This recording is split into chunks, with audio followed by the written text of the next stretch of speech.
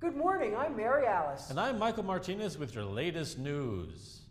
The U.S. Department of Agriculture says it's no longer necessary to wash your raw chicken before it's cooked, and that has cooked all the cluck. Bacteria in raw meat and poultry juices can spread to other foods, utensils, and surfaces. This is called cross-contamination. Some consumers think they are removing bacteria and making their meat and poultry safe. However, some of the bacteria are so tightly attached that washing would not remove them. The same goes for beef, pork, lamb, and veal.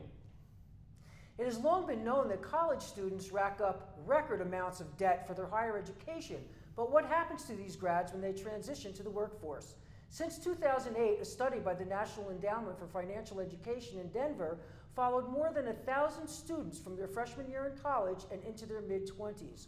Paul Goldman, a spokesman for the endowment, says that 50% of the students followed are still getting financial aid from mom and dad, and only half of those are employed full-time.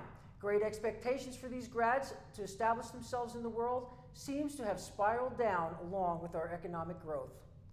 Now that it's summer, there are cyclists on the roads everywhere, and you will be happy to hear that drivers are not always the ones at fault when it comes to accidents.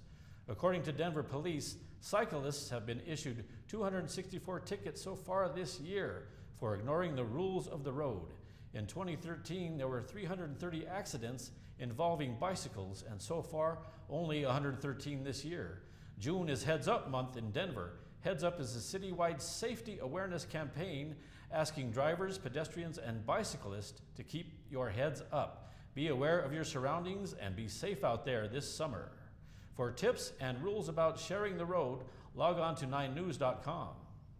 A Georgia man was tagged a hero for saving a baby who crawled into the road.